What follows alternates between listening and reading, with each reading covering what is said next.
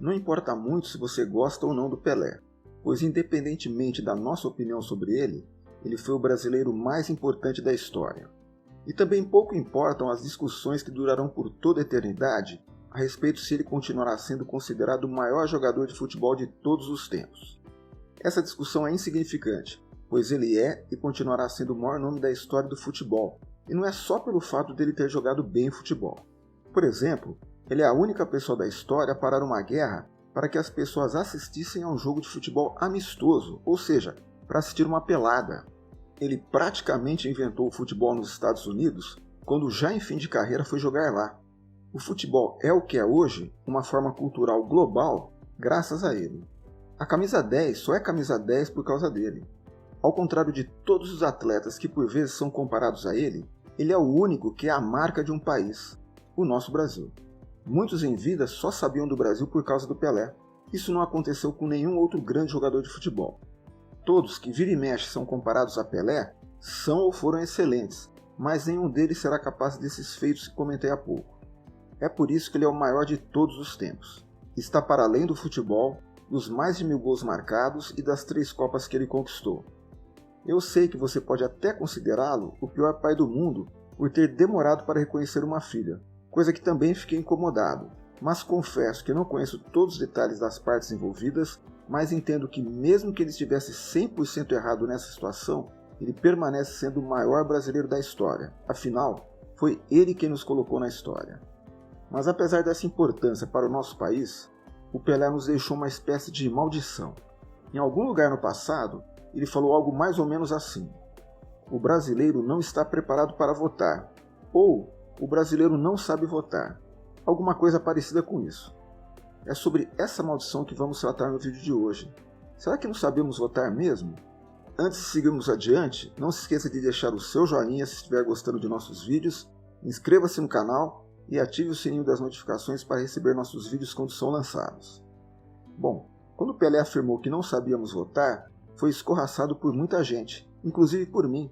Afinal, naquela época todo mundo queria votar. Afinal, estávamos saindo de um regime ditatorial e, por causa disso, o voto livre representava a superação de um regime de exceção, coisa que queríamos deixar para trás. Mas, passados cerca de 50 anos dessa frase, ou seja, dessa praticamente maldição, será que o Pelé estava totalmente errado mesmo? Será que somos capazes de pensar a respeito de quem elegemos nesse período e, de maneira fria e desapaixonada, refletirmos se acertamos ou não nas nossas escolhas? Vejamos alguns nomes e suas obras. O primeiro presidente eleito após o regime militar foi Fernando Collor de Mello, que sofreu impeachment, que teve como causa suspeitas de corrupção. O presidente eleito em seguida foi Fernando Henrique Cardoso. Consertou a inflação à custa de um câmbio que destruiu nossa indústria, graças ao real supervalorizado, que acabou estimulando importações e dificultando exportações. Além disso, esse câmbio derreteu nossas reservas em dólar e quase triplicou nossa dívida externa. Em seguida veio Lula, que ficou 8 anos no poder como FHC, sem que conseguisse criar as bases para o nosso desenvolvimento e tampouco renovou a liderança política no Brasil. Graças ao chamado boom das commodities, Lula tinha a faca e o queijo na mão, mas deixou um terreno minado que foi explodir no colo de sua sucessora, Dilma Rousseff, que também participou do seu mandato e ajudou a criar os defeitos na economia que nos levaram à maior crise econômica de nossa história, sofrendo impeachment por supostas pedaladas fiscais e nos deixando com cerca de 14 milhões de desempregados. Após Dilma, tivemos Jair Bolsonaro, que ficou discutindo se a Covid era séria ou não e que acabou retardando tomadas de decisão importantes, como a compra antecipada de vacinas, o que poderia ter, conforme apontam alguns estudos, salvado milhares de vidas se as vacinas tivessem chegado antes e se as medidas de proteção fossem estimuladas de maneira adequada. Agora, temos Lula de novo. Resumindo o resultado deste período, desde o retorno das eleições presidenciais diretas, somente um único governo proporcionou um crescimento da economia maior que a média mundial. Você sabe quem foi? Pensa um pouquinho. O único governo desde 1990, ou seja, nos últimos 32 anos, em que o Brasil cresceu mais que a média mundial, foi o de Itamar Franco, que só governou por 2 anos e sequer foi eleito. Ele herdou o mandato de Collor, que sofreu impeachment. Não fomos nós que o elegemos diretamente. Aposto que não era quem você pensava, não foi? parece que a maldição de Pelé ainda está valendo. Ou seja, não é que não sabemos votar, é pior.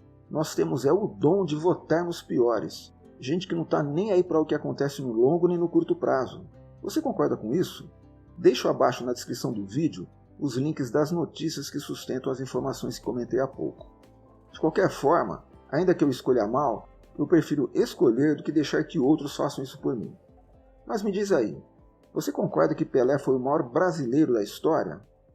Ele estava certo ao afirmar que o brasileiro não está preparado para votar? Ou seja, a gente somos inútil, como diz a música? O que você sabe sobre o caso da relação de Pelé com sua filha Sandra Regina? Conhece a história inteira? Tem opinião formada sobre o assunto?